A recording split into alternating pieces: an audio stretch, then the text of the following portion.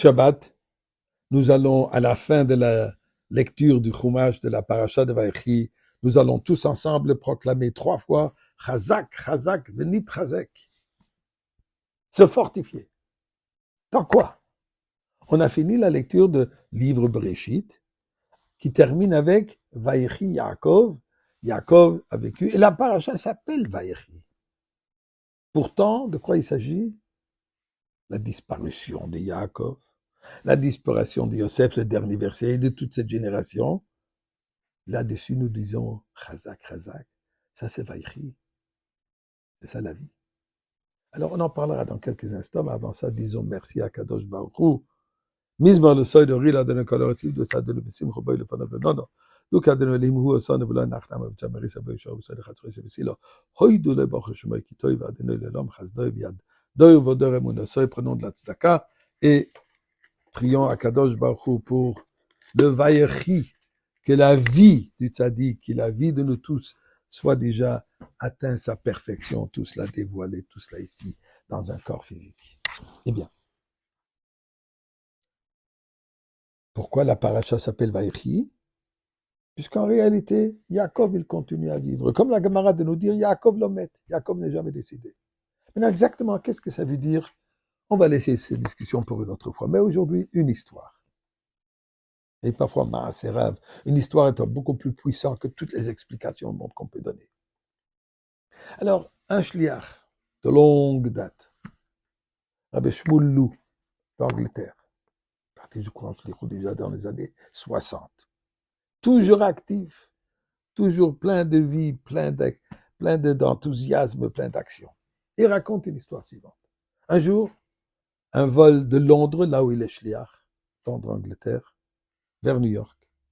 Assis dans l'avion, à côté d'un juif, d'un certain âge, un juif racide de Londres, pas Chabad. Un homme, ils se connaissent. Un homme réussi dans sa vie, Talmid Chacham, belle famille, aisé dans les affaires, que présentement il a déjà pris sa retraite et principalement il est en train d'étudier la Torah et s'occupe de différents sujets communautaires. Ce chassid demande à Reb Shmuel, où est-ce que vous allez? Vous voyagez à New York? Pour quelle raison? Mariage, fête? Il dit non, je vais voir le Reb. Je vais chez le Reb. Le Reb, c'est déjà après Gimel Tammuz, après la disparition physique du Reb. Qu'est-ce que tu vas chez le Reb? Et moi, je vais chez le Reb.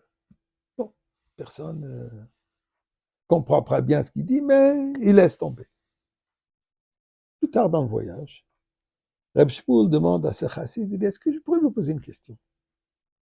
Plaisir. Écoutez, vous allez maintenant à New York voir votre Reb. Imaginez-vous que le Reb tout à coup vous dit la chose suivante. Vous êtes déjà un homme d'un certain âge, Baruch Hashem de bonne santé, votre épouse aussi, plus d'enfants à la maison, confortable, aisé, érudit.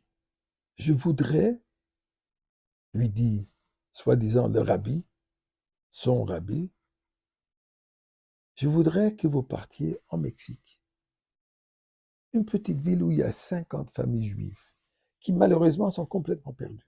Il n'y a pas de rabbin, il n'y a pas de shochet, il n'y a pas de cacheroute, il n'y a pas de Shabbat. Ils ne connaissent rien. Il n'y a personne pour les enseigner.